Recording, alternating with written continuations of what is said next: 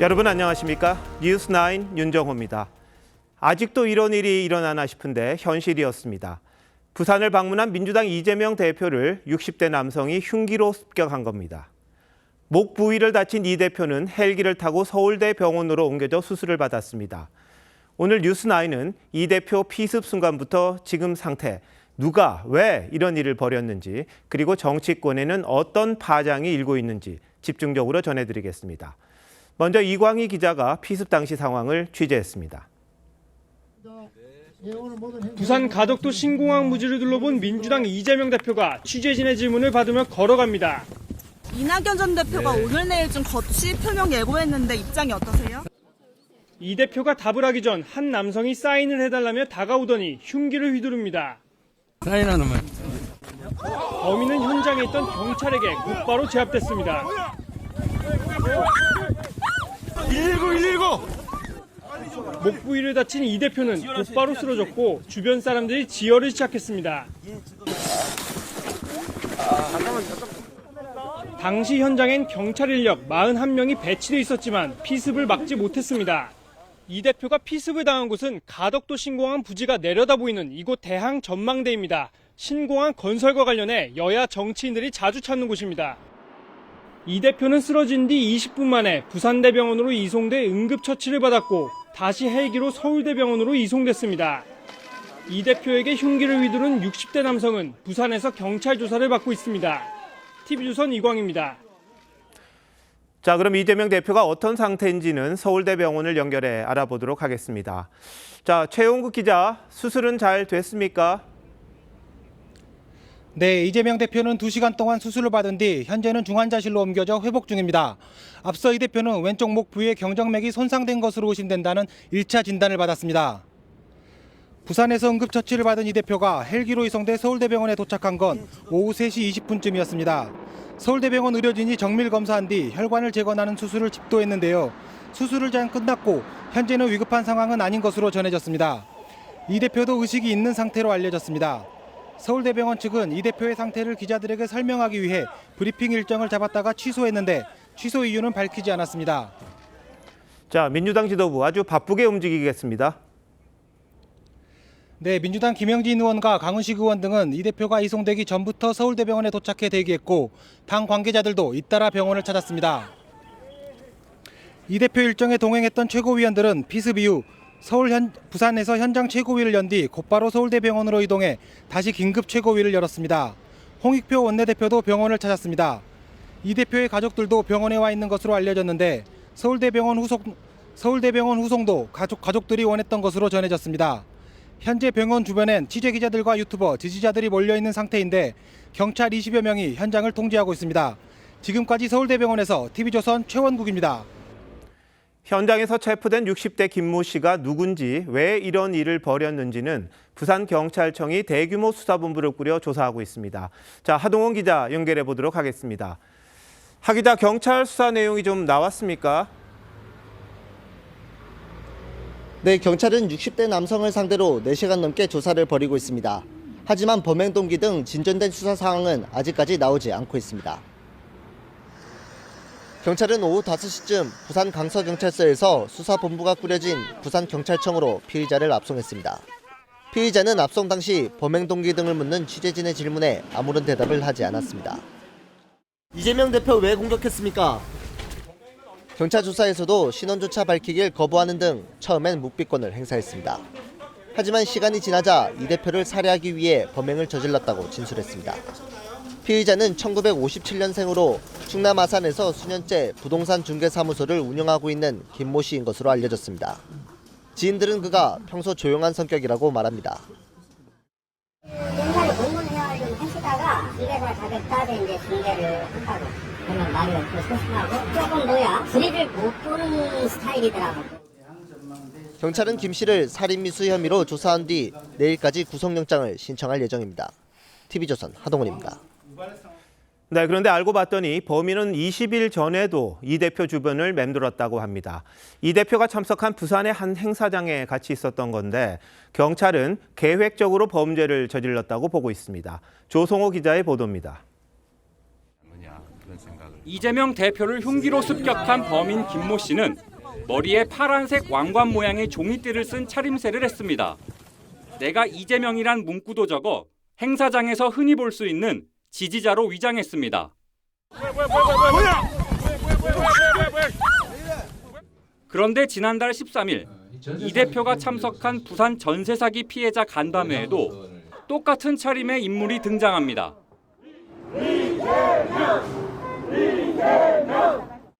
미리 행사장 건물 밖으로 나온 인물의 머리엔 파란 종이 왕관이 있었고 손에 든 종이엔 내가 이재명이란 문구도 적혔습니다. 동일인으로 추정됩니다. 당시에도 이 대표 동선에 맞춰 차량 조수석 바깥쪽에 자리를 잡았지만 지지자들과 당 관계자들에게 밀려 더 가까이 접근하지는 못했습니다. 경찰은 계획범죄 가능성에 무게를 두고 수사 중입니다. 정확한 범행 경위 등에 대해서는 현재 조사 중에 있습니다. 김 씨가 특정 정당의 당적을 갖고 있다고 진술한 것으로 알려졌는데 수사 당국은 해당 진술의 사실관계를 파악 중입니다. TV조선 조성호입니다. 윤석열 대통령은 경찰의 신속한 수사를 지시했습니다. 국민의힘 한동훈 비상대책위원장은 공식 일정 일부를 취소했고 민주당은 비상사태를 사실상 선언했습니다. 여야 모두가 한 목소리로 폭력 행위를 규탄했습니다. 한송원 기자입니다. 윤석열 대통령은 이재명 대표 피습을 보고받은 직후 결코 있어선 안 될 일이 벌어졌다며 우려를 표했습니다. 그러면서 빠른 병원 이송과 치료를 위한 지원을 관계 당국에 지시했습니다. 우리 사회가 어떠한 경우에라도 이러한 폭력 행위를 용납해서는 안 될 것이라고 강조했습니다. 지역 일정 중 소식을 접한 국민의힘 한동훈 비대위원장은 엄정 수사를 강조했습니다. 엄정하고 신속하게 수사해서 전말을 밝히고 책임 있는 사람에게 무거운 책임을 물어야 한다고 생각합니다. 민주당 지도부는 부산대병원과 서울대병원에서 잇따라 긴급 최고위원회의를 열고 이번 사건을 정치 테러로 규정했습니다. 한 점 의혹 없이 수사를 통해 사건의 진상을 명명백백하게 밝혀줄 것을 강력하게 촉구합니다. 또 향후 대응 방안을 논의하기 위해 내일 긴급 의원총회를 소집했습니다. 오늘 이 대표와의 오찬이 예정돼 있던 문재인 전 대통령도 빠른 쾌유에 집중해달라고 당부했습니다. 오늘 오후 2시로 예정됐던 여야 원내 지도부 간 2+2 협의체 회동도 연기됐습니다. 여야 모두 사건에 대한 정치적 해석이나 돌출 발언을 우려하면서 소속 의원들에 대한 입단속에 신경을 쓰는 모양새입니다. TV조선 한송원입니다. 이재명 대표 피습으로 이낙연 전 민주당 대표와 일부 비명계 의원들의 탈당도 미뤄질 걸로 보입니다.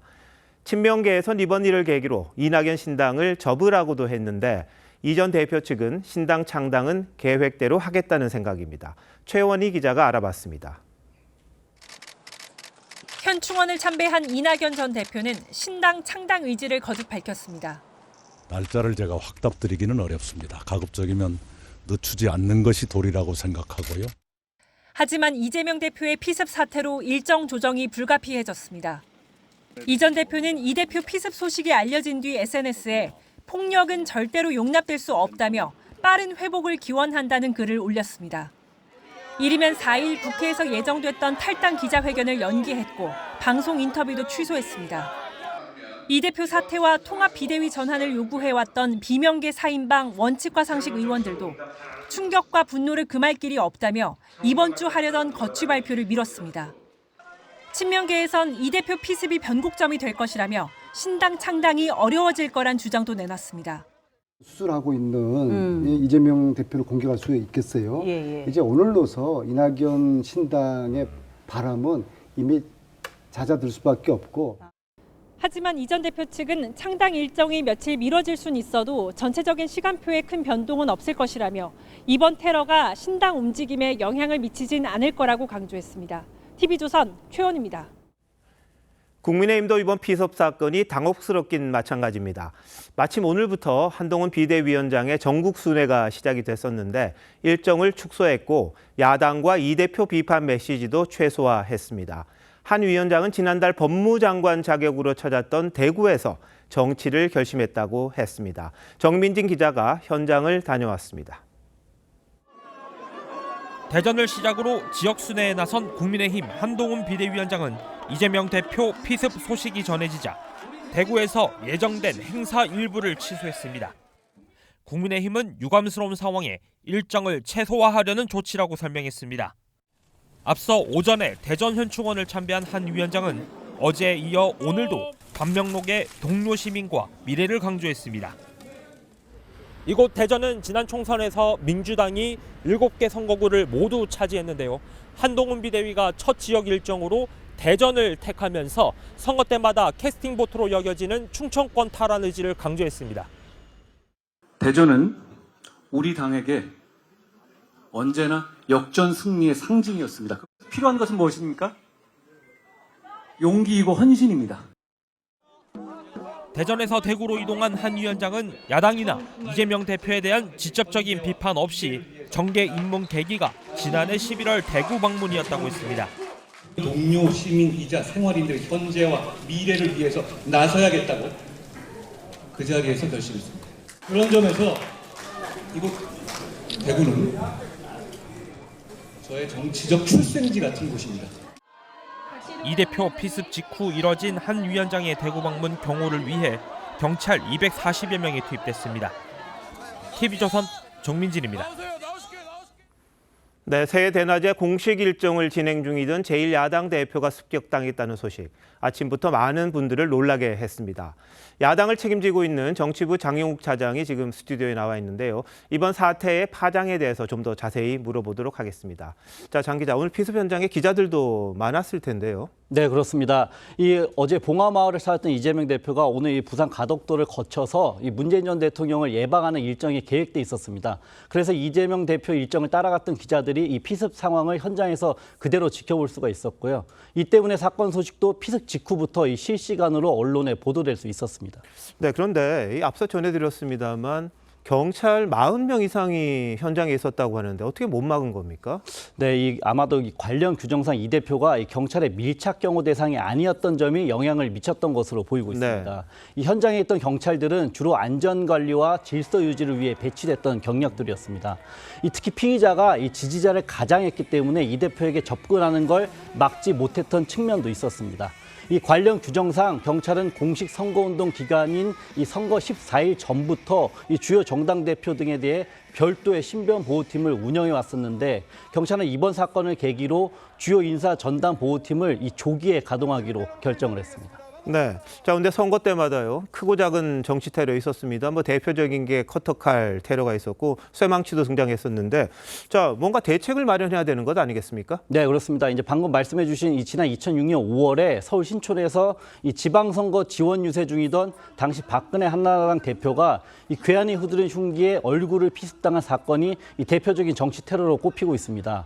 또 지난 대선 이틀 전에도 이 송영길 당시 민주당 대표가 역시 신촌에서 지원 유세를 하다가 이 한 유튜버가 휘두른 둔기에 머리를 맞아 부상당하는 일도 있었습니다. 이 같은 정치 테러는 이 양극단으로 치닫고 있는 우리 정치 현실과 무관치 않다는 분석이 많습니다. 이 모든 폭력이 마찬가지지만 또 이 정치인을 표적으로 한 폭력은 민주주의의 뿌리를 흔드는 이 심각한 범죄가 아닐 수 없다는 지적도 나오고 있습니다. 특히 여야의 명운이 걸린 이 올해 총선이 이것 때문에 과열될 수 있다는 우려가 커지고 있어서 이 보다 강력한 대책이 필요하다는 지적도 끊임없이 나오고 있습니다. 네, 근데 오늘 피습이 있으면서요, 정치 일정은 변경이 불가피할 것 같습니다. 네, 그렇습니다. 일단 이제 당장 오늘로 예정됐던 이재명 대표의 문재인 전 대통령 예방 일정과 윤석열 대통령 주최로 내일로 예정된 신년 할애에 참석이 어려워졌습니다. 또 매주 두세 차례씩 잡혀있던 이 대표의 재판 일정도 연기될 수밖에 없어 보이고요. 또 이번 주에 잇따라 예고됐던 이낙연 전 대표의 창당 선언과 비명계 모임이 원칙과 상식의 최후 통첩도 일단은 미뤄지게 됐습니다. 다만 이번 사건으로 이 비명계가 탈당이나 이 신당 창당 계획 자체를 바꿀 가능성은 아직은 높지 않아 보이고요. 또 국민의힘도 당분간은 이 대표를 향한 직접 비판은 자제할 것으로 보이지만 이 모레쯤 이 정부로 이송될 김건희 여사 특검법에 대한 이 대통령의 거부권 행사, 또 그리고 9일로 예정된 이태원 특별법 처리 여부 같은 이 여야 갈등의 뇌관이 여전히 남아 있어서 좀 더 지켜볼 필요가 있어 보입니다. 네, 정치권 상황 좀 더 지켜봐 주시기 바랍니다. 잘 들었습니다.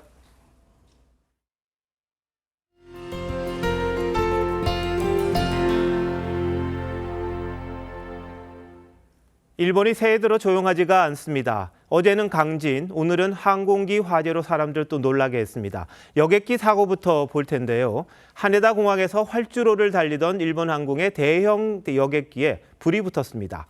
착륙을 하다 다른 비행기와 부딪히면서 불이 난 것으로 보이는데 승객 등 360명들은 모두 탈출을 했는데 다른 비행기에 타고 있던 5명이 사망한 걸로 전해졌습니다. 아찔했던 순간 곽승한 기자가 전합니다. 활주로에 착륙하는 대형 항공기가 화염에 휩싸였습니다. 끊임없이 불길이 치솟고 곧 폭발할 듯 위태롭습니다. 비행기 전체로 불이 옮겨 붙으며 기체의 철근 구조가 드러나기 시작합니다. 휘뿌연 연기에 기내는 아수라장이 됐습니다. 소방차 70대가 달려들어 물을 뿜지만 불길은 1시간이 넘게 지속되면서 비행기는 완전히 타버렸습니다. 불이 난 비행기는 오늘 오후 6시쯤 일본 하네다 공항에 착륙한 일본 항공 잘 561 편이었습니다.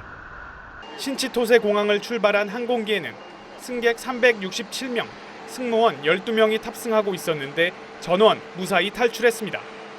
NHK는 일본 해상보안청을 인용해 활주로에서 일본 항공 항공기와 일본 해상보안청 소속 항공기가 충돌한 것으로 보인다고 화재 원인을 전했습니다.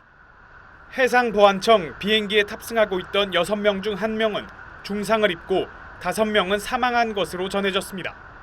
이 화재로 하네다 공항 국내선 터미널은 오후 6시부터 모두 폐쇄됐습니다. TV조선 곽승환입니다. 어제 일본 중부지방을 강타한 규모 7.6의 강진은 처참한 피해를 안겼습니다. 건물 수백 채가 무너지고 사망자만 최소 48명이 나왔습니다. 도로가 파괴돼 접근이 어렵다 보니 구조 작업과 피해 복구가 쉽지 않습니다. 먼저 김주영 기자입니다. 7층 높이의 건물이 통째로 고꾸라졌습니다. 건물 안에 갇힌 사람들을 구조하느라 소방대원들은 안간힘을 씁니다. 잿빛으로 변한 도심 곳곳에서는 아직도 불길이 치솟고 매캐한 연기가 가득합니다. 어제 일본을 덮친 강진으로 200채 이상의 건물과 주택이 불에 탔습니다. 도시 곳곳에 정전과 단수 피해가 속출하면서 주민 5만 7천여 명이 피난소로 대피했습니다. 현재까지 집계된 사망자는 최소 48명.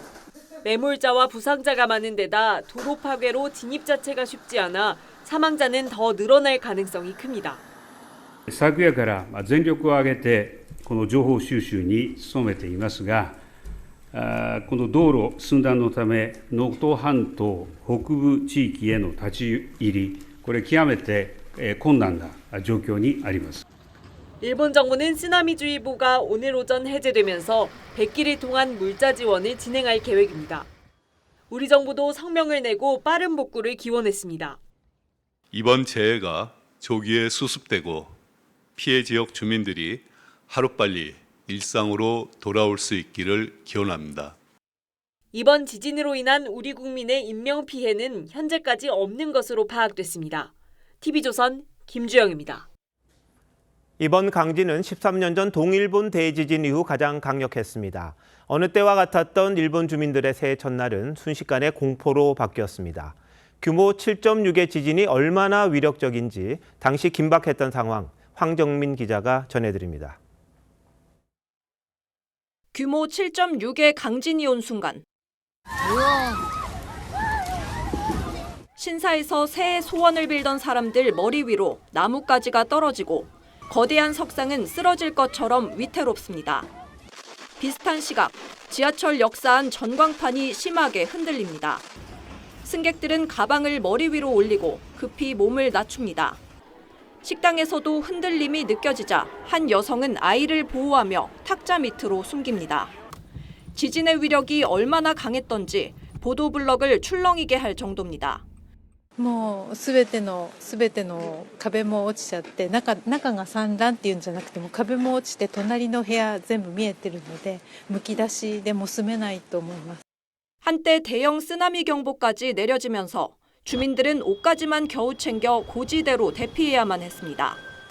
대피소로 향하는 다리가 끊어져 차 안에서 밤을 지새우거나 눈앞에서 집이 통째로 무너지는 일도 벌어졌습니다. 옷도 안 입고 바로 식당 밑으로 숨어 이제 처음 있는 일이라서 이렇게 무서워서 울기도 했어요. 13년 만에 찾아온 강진의 공포는 일단 지나갔습니다. 하지만 지진이 일어난 이시카와 현에는 내일까지 폭우가 예보돼 있어 산사태 우려가 커지고 있습니다. TV조선 황정민입니다. 네, 어제 일본 지진으로 우리도 동해안에서 지진 해일이 일어났다고 합니다. 다행히 큰 피해가 없었습니다.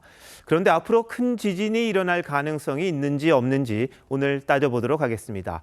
자, 홍영 기자. 이번 해일은 과거와 비교할 때 파고가 높지 않았다, 이런 지적이 있더라고요. 네, 맞습니다. 일본 서쪽에서 지진이 나면 동해안에 지진 해일이 올 수 있는데요. 이 1983년과 93년에도 있었습니다. 규모는 모두 비슷한데요. 두 차례 다 동해안에 2m가 넘는 지진 해일이 발생했고 피해가 컸던 1983년의 경우 3명이 숨지거나 실종됐습니다. 어제 지진은 진원 깊이가 비교적 얕아서 동해에서 관측된 해일의 최고 높이가 85cm에 그쳤습니다. 자, 그런데 여진이 계속 이어지고 있다는 말이 있더라고요. 그럼 또 강진이 올 가능성이 있는 겁니까? 네, 오늘 오후 5시쯤에도 일본 이시가와현에서 진도 5의 여진이 관측됐는데요. 일본 기상청은 앞으로도 일주일, 특히 2, 3일 안에 노토반도에서 비슷한 규모의 지진이 일어날 수 있다고 경고했습니다. 네, 최근 들어 주변에서 이 강진이 자주 일어나네요. 네, 맞습니다. 이 불의 골이라고 불리는 환태평양 지진대에 속하는 나라들인데요. 한 달 전엔 필리핀 앞바다에서 규모 7.6의 강진이 있었고 그 이튿날은 인도네시아에서 화산이 폭발해서 인명피해가 컸습니다. 이 지진이 나면 그 응력이 주변에 쌓이면서 또 다른 지진을 촉발하는데요. 규모 9였던 2011년 동일본 대진 이후 2016년 경주 지진 같은 한반도의 큰 지진이 잦아진 것도 이런 이유에서입니다. 이 지진으로 인해서 유발된 응력이 다시 주변 지역에 쌓이면서 또 다른 지진을 유발할 수도 있는데 그것은 또 다른 지역에서 비슷한 정도의 규모의 지진이 발생할 수 있다는 의미도 됩니다. 네, 그런데 사망자 집계가 쉽지가 않은 모양이에요. 갑자기 수십 명이 더 늘어났더라고요. 네, 맞습니다. 이 매몰자 집계 등 실종자 집계가 정확하게 이루어지지 않고 있기 때문인데요. 이 사망자 대다수가 지진으로 건물이 무너져서 목숨을 잃은 것으로 알려졌습니다. 기시다 총리도 어제 지진이 해지기 직전에 발생해서 정보를 수집하는데 어려움이 있었다고 설명했습니다. 네, 예전에 지진 그러면 뭐 남의 일 같았는데 이젠 우리도 준비를 많이 해야겠습니다. 자, 홍 기자 잘 들었습니다.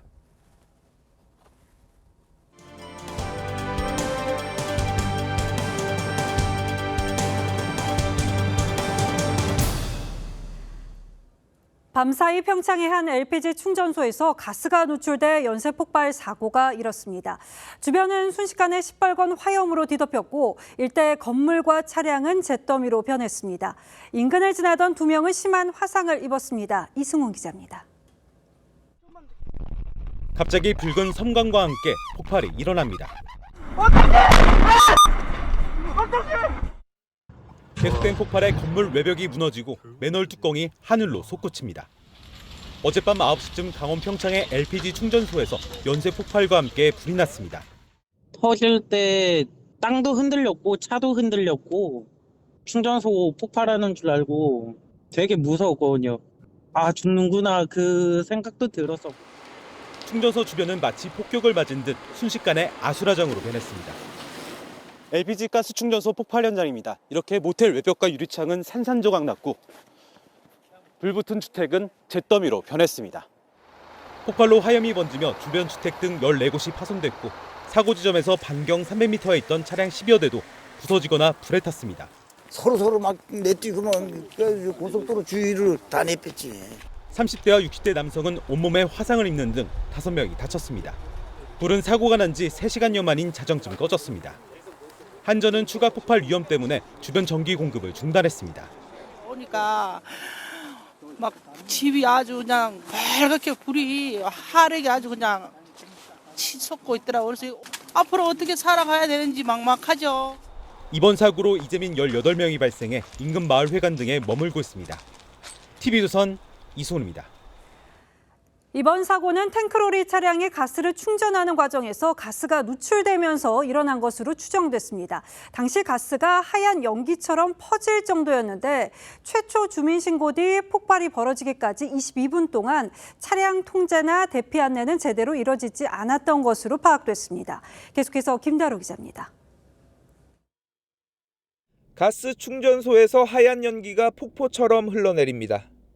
주변 도로와 인도는 이내 안개가 내려앉은 듯 가스로 뒤덮입니다. 길 가던 차량의 시동이 꺼져 멈춰서자 이내 붉은 섬광과 함께 폭발합니다. 시동이 저절 꺼지더라고. 내리려고 문을 여는데 터지더니 그냥 불이 확 들어오더라고. 경찰은 저장 탱크에서 충전하던 탱크로리에서 가스가 누출된 것으로 보고 있습니다. 당시 충전소 관계자는 자리를 비운 것으로 조사됐습니다. 안전요원은 무조건 가스 사무실에 꼭 있고 주유할 때라든가 가스 누출 신고는 어젯밤 8시 41분 주민이 처음 했습니다. 폭발은 22분 뒤인 9시 3분에 일어났습니다. 하지만 그 사이 제대로 된 통제나 주민 대피 안내는 없었습니다. 위험을 감지한 주민들 스스로가 대피하며 신고했습니다. 피해서 대피를 하는 과정에서 뒤쪽에서 폭발음이 들리신 걸로 알고 있습니다. 주민들은 평소에도 관리가 부실했다며 인재라고 말합니다. 용기를 가져와서 가스를 거기에 잔량이 나면 여기서 그냥 강제로 빼버려요 그냥. 경찰은 충전소 관계자들을 업무상 과실치상 혐의로 입건할 방침입니다. TV조선 김다로입니다. 대낮 서울 주택가에서 모르는 여성의 집까지 쫓아가서 성범죄를 저지른 남성이 붙잡혔습니다. 잡고 보니 성범죄 전과자로 전자발찌까지 착용한 상태였습니다. 대체 전자발찌를 차고 어떻게 범행이 가능했던 건지, 감시가 소홀했던 건 아닌지 한지은 기자가 취재했습니다. 경찰관들이 노래방에서 한 남성의 양팔을 붙잡고 끌고 나갑니다. 곧바로 밖에 대기하고 있던 승합차에 태웁니다. 여성을 성폭행한 뒤 인근 노래방에 숨어있던 40대 남성 A씨입니다. 성범죄 피해를 당했다는 여성의 신고가 112에 접수된 건 어제 오후 1시 50분쯤입니다. A씨는 주택가에서 처음 본 여성을 뒤쫓아간 뒤 집까지 따라 들어가 성폭행했습니다. A씨는 범행 현장에서 2km가량 떨어진 이곳 노래방에서 범행 3시간 만에 경찰에 붙잡혔습니다. 검거 당시 전자발찌를 차고 있었습니다. A씨는 과거 성범죄를 저질러 이름, 나이, 거주지 등 신상 정보가 공개돼 있었지만 아동 성범죄자 조두순처럼 1:1 감독 대상은 아니었습니다. 감시 장치를 달았지만 제대로 감시가 안 된 겁니다. 지금 현재 한국의 전자발찌 제도의 가장 근본적인 문제는 지금 관리 감독관이 너무 적어요. 경찰은 A씨에 대해 구속영장을 신청하고 추가 범행이 있는지 조사하고 있습니다. TV조선 한지은입니다. 한국계 미국인이 주택가에서 흉기 난동을 벌이다 붙잡혔습니다. 주차된 차량 문을 두드린 뒤 상대가 문을 열고 나오면 다짜고짜 흉기를 휘둘렀는데요. 만취 상태였습니다. 전종원 기자입니다. 흰색 모자를 쓴 남성이 한 손에 술병을 든 채 걸어갑니다. 주택가 담벼락에 기대 앉아 병째로 입에 갖다 대더니 길바닥에 드러눕습니다. 잠시 후 몸을 일으키더니 술병을 바닥에 내리치고 또 걸어갑니다. 화가 난 듯 쓰고 있던 모자를 집어던지기도 합니다. 잠시 후 또 다른 남성이 고통을 호소하며 골목길을 도망쳐 나옵니다. 새해 첫날인 어제 저녁 7시 10분쯤 서울 도심 주택가에서 40대 미국인 남성 A씨가 모르는 사람을 상대로 흉기 난동을 벌였습니다. A씨는 차 문을 두드린 뒤 차에서 나오는 피해자에게 그대로 흉기를 휘둘렀습니다. 피해 남성은 손 부위에 상처를 입고 병원으로 옮겨졌습니다. 차별로 공격을 하셔서 이제 너무 당황스러우니까 손으로 막 맞다 보니까 손을 많이 다치셨다고 그러시더라고요. 인근 CCTV에는 A씨가 범행 현장을 떠나면서도 술을 마시는 장면이 찍혔습니다. A씨는 범행 50분 만에 묵고 있던 게스트하우스에서 경찰에 잡혔습니다. 게스트하우스라 해야 되나 뭐라 해야 되나 문을 막 경찰관들 와서 두드리고 있다. A씨는 한국에서 10년째 거주 중으로 범행 당시 만취 상태였습니다. 경찰은 A씨에 대해 구속영장을 신청할 예정입니다. TV조선 전정원입니다. 문재인 정부 시절 집값 등 통계 조작 의혹을 받는 윤성원 전 국토부 1차관 등에 대해 구속영장이 청구됐습니다. 지난해 9월 감사원의 수사 의뢰 이후 관계자 신병 확보에 나선 건 이번이 처음인데요. 이르면 모레 구속 여부가 결정될 것으로 보입니다. 박상준 기자의 보도입니다. 부동산과 고용 등의 통계를 문재인 정부에 유리한 쪽으로 조작했다는 혐의를 받는 윤성원 전 국토부 제1차관. 집 걱정은 덜고 지역 활력은 더 하고 혁신은 배가 되는. 대전지검은 오늘 윤성원 전 차관과 이문기 전 행정복합도시 건설청장에 대해 구속영장을 청구했습니다. 두 사람이 한국부동산원에 부당한 압력을 행사해 통계 조작을 지시했다는 건데 직권남용 권리행사 방해와 통계법 위반 혐의 등을 적용했습니다. 검찰이 통계 조작 수사에 나선 뒤 관계자 신병 확보에 나선 건 이번이 처음입니다. 둘 다 혐의를 부인하고 있는 가운데 구속 여부는 이르면 4일쯤 결정됩니다. 앞서 감사원은 지난해 9월 문 정부가 2017년부터 4년 5개월간 94차례에 걸쳐 통계 수치를 조작했다고 밝혔습니다. 부동산원의 재검토 지시, 변동률 상승 사유 소명 요구, 현장 점검 요구 등의 방법으로 상승률을 낮추도록 압박하여 검찰은 이들의 신병을 확보하는 대로 김현미 전 국토부 장관과 김수현 전 청와대 정책실장 등 윗선에 대한 수사를 이어갈 방침입니다. TV조선 박상준입니다. 지난해 부동산 시장은 고금리에 고물가 여파로 고전을 면치 못했는데요. 새해에는 좀 나아질지 현장을 돌아봤습니다. 공사비 갈등으로 곳곳에서 차질이 빚어지고 있었는데요. 강북 재개발 최대어로 꼽히는 사업장은 당장 오늘부터 공사가 전면 중단됐습니다. 정은혜 기자가 다녀왔습니다. 2,500여 세대가 입주 예정인 서울 은평구의 한 재개발 아파트 공사 현장. 크레인이 멈춰서 있고 골조 위엔 흰 방수 천막이 덮어져 있습니다. 공사를 안정적으로 수행하기가 어렵다고 판단돼서 1월 1일부로 공사를 중단하고 강북 정비사업 최대어로 꼽히는 현장이지만 조합이 공사비를 지급하지 않으면서 시공사는 공사를 전면 중단하고 유치권을 행사하고 있습니다. 조합원 간의 소송전으로 조합장 부재 상태가 계속되면서 공사비 지급이 차일피일 미뤄진 겁니다. 시공사가 받지 못한 공사비는 1,800억 원. 공사비 갈등으로 6개월간 공사가 멈췄던 둔촌 주공 사태가 재현되는 것 아니냐는 우려가 나옵니다. 조합원들은 늘어날 공사비와 입주 차질 걱정에 밤잠을 설치고 있습니다. 지금 잠 못 자요 지금. 모든 걸 내려놓고 죽고 싶어요. 풍선으로 치면 턱 건드리면 터지. 지금 죽지 못해 산다. 서울 송파구와 서초구의 대규모 재건축 단지도 공사비 문제로 시공사와 조합이 갈등을 겪고 있는 상황. 공사비 분쟁이 장기화하면 가뜩이나 심해지고 있는 아파트 공급 가뭄을 부추길 수 있어 우려가 커지고 있습니다. TV조선 정은혜입니다. 사건 사고가 많은 새해입니다만 우리 증시는 기분 좋게 출발했습니다. 개장식의 현직 대통령으로는 처음 윤석열 대통령이 참석을 했는데요. 투자 심리를 위축시킨다는 지적을 받아온 금융투자소득세를 없애겠다고 했습니다. 윤태용 기자입니다. 2, 1, 눌러주세요. 투표와 함께 문을 연 증권시장. 코스피는 작년 마지막 날보다 0.55% 오른 2669.8일에 장을 마쳤습니다. 외국인과 기관의 쌍끌이 매수에 1년 반 만에 최고치를 기록한 겁니다. 코스닥도 상승 마감했습니다. 오만전자라는 오명을 썼던 삼성전자는 8일째 상승하면서 8만 원에 근접했습니다. 연준의 금리 인하 기대감을 바탕으로 인해서 바이오 헬스케어와 반도체 같은 업종들에 대해서는 좀 긍정적으로 바라볼 수 있을 것 같습니다.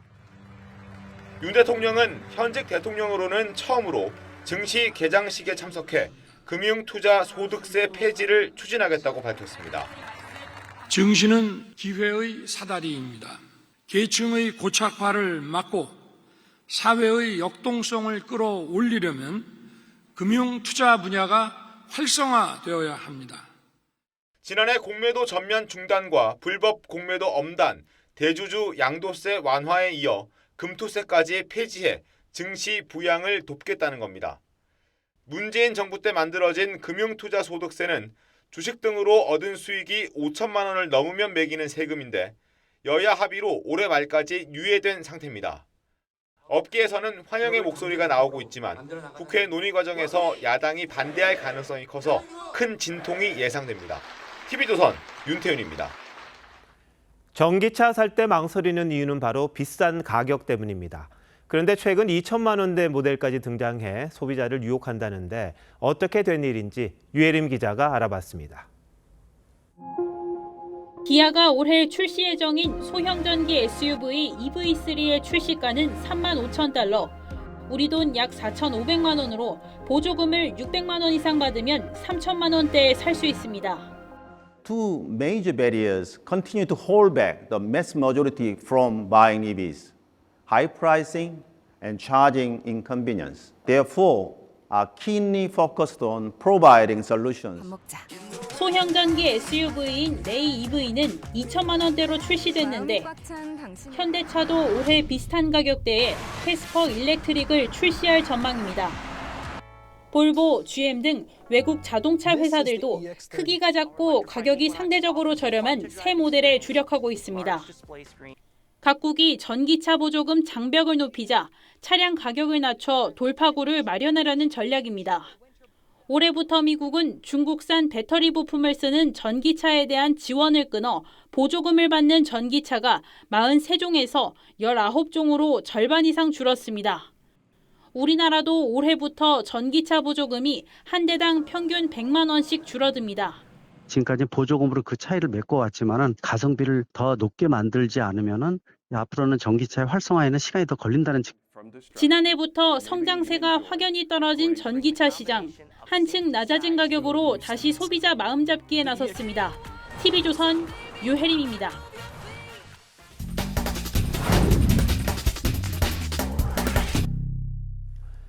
영국 이코노미스트지는 올해가 생성형 인공지능, 즉 AI를 상용화하는 원년이 될 걸로 예상했습니다. 1980년대의 PC, 2000년대 스마트폰이 그랬듯 AI가 올해부터 본격적으로 인류의 삶을 바꿀 거란 얘기입니다. AI가 가져올 변화는 어떤 모습일지 4번에 걸쳐 앞으로 소개하는데 첫 회는 김지아 기자가 준비했습니다. 55년 전 일하다가 다쳐 뇌막염으로 언어장애를 갖게 된 문장실 씨. 누가 사줬어? 딸이 그래. 그러니까 한 60년도 넘었지. 지금 말 못하고 일하고 산 지. 안 다쳤을 때는 행복했지. 글쎄요. 더 행복할 수가 없지. 아버지의 목소리를 한 번이라도 다시 듣는 게 가족들의 평생 소원이었습니다. 저희들 이름 불러주는 거, 그러니까 이제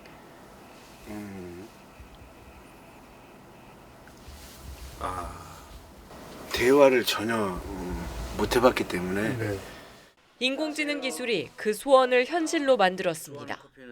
두 아들의 목소리와 문 씨의 짧은 음성을 합성해 목소리를 되살렸습니다. 여보, 나요.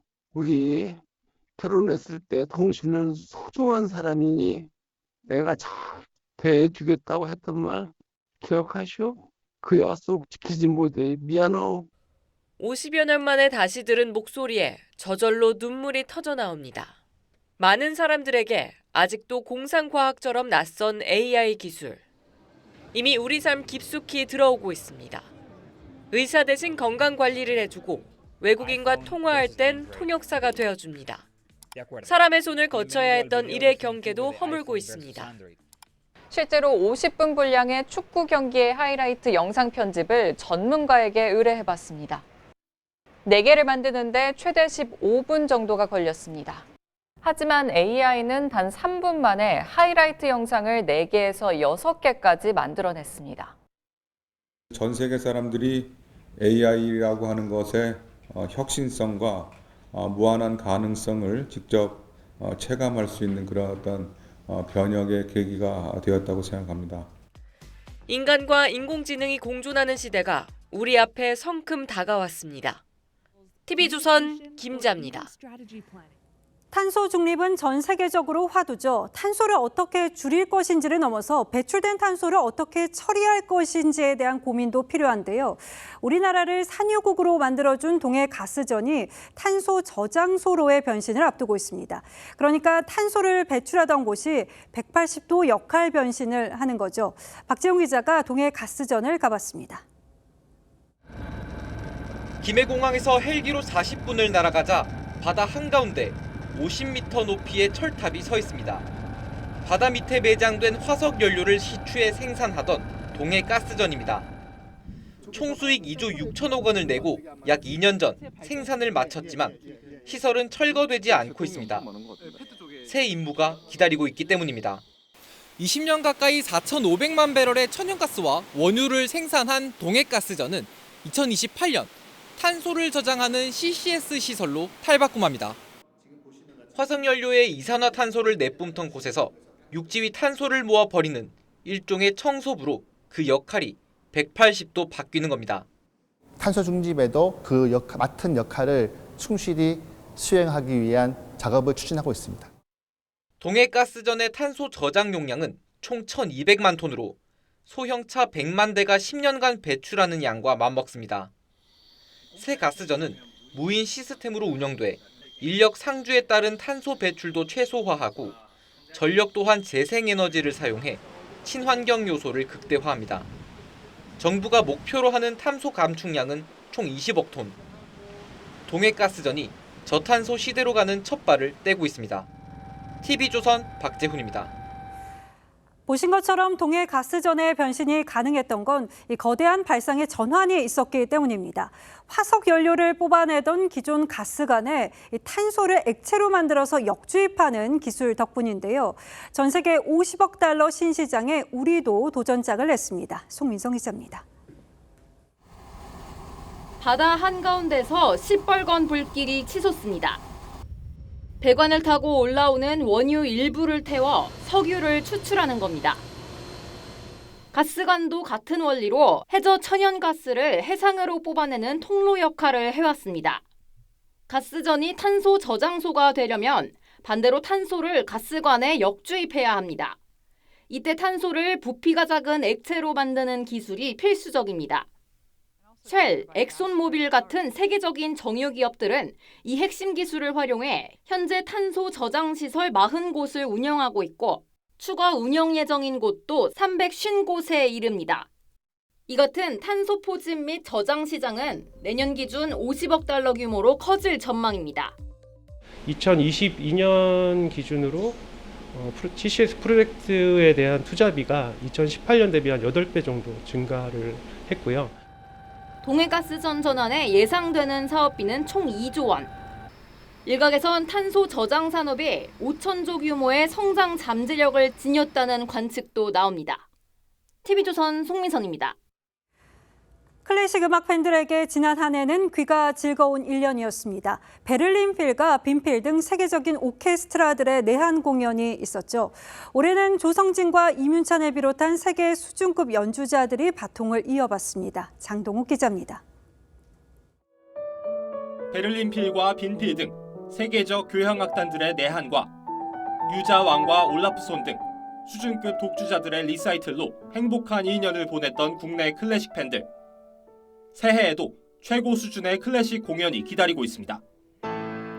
선두에는 전 세계에서 가장 뜨거운 피아니스트 조성진이 섰습니다.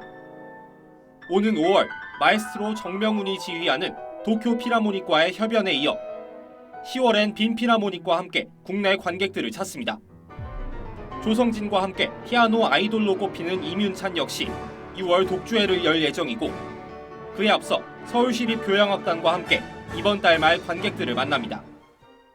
베를린 필과 빈필, 뉴욕 필하모닉 등 세계 3대 교향악단을 모두 거친 신임 음악감독 스베덴과 호흡을 맞춰 베토벤 피아노 협주곡 5번 황제의 선율을 선사할 예정입니다. Yunchan is a huge star, a young man who is going to be, in my opinion, one of the great pianists for the future. 피아노 연주의 섬세함을 극도로 끌어올린 크리스티안 지메르만에 더해 다닐 트리포노프와 예브게니 키신까지 세계적인 솔리스트들의 선율이 푸른 용의 해를 가득 채울 전망입니다. TV조선 장동우입니다.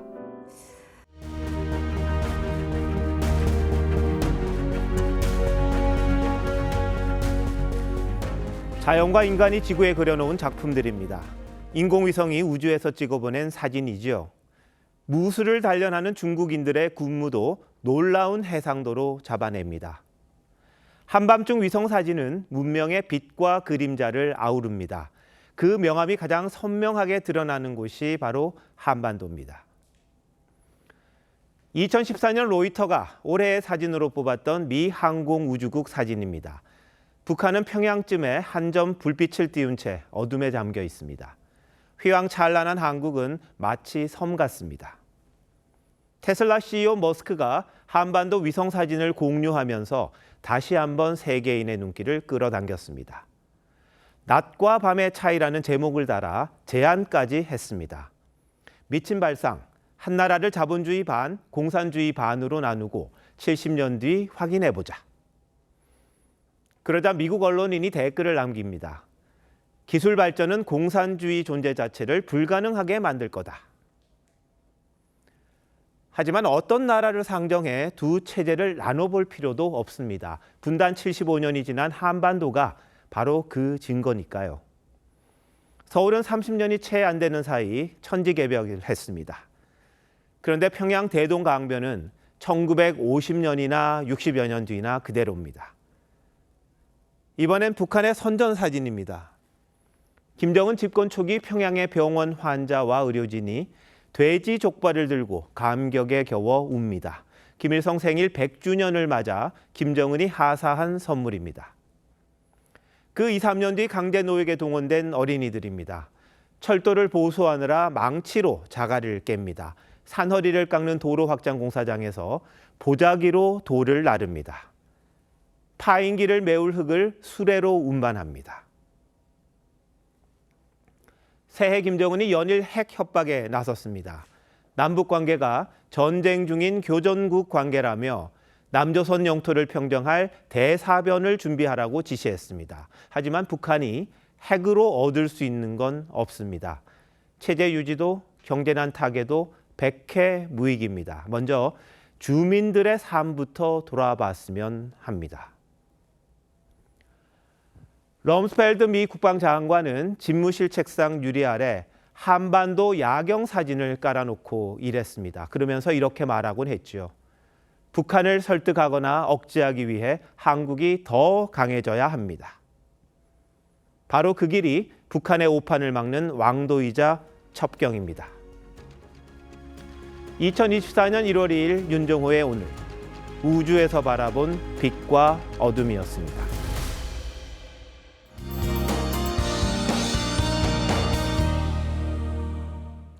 내일 전국 대부분 지역에 비나 눈이 내리겠습니다. 남부지방은 새벽부터 아침 사이, 중부는 오전부터 오후 사이가 예상되는데요. 예상 적설량은 제주 산지에 5에서 10cm, 호남과 경남에 1에서 5cm, 강원과 영남에 1에서 3cm입니다. 수도권에도 비나 눈이 조금 내리겠습니다. 국외 미세먼지가 유입되면서 내일 서쪽을 중심으로 대기질이 탁하겠습니다. 내일도 전국 하늘 대체로 흐리겠고요. 밤부터 차차 맑아지겠습니다. 남부와 제주는 바람이 강하게 불겠습니다.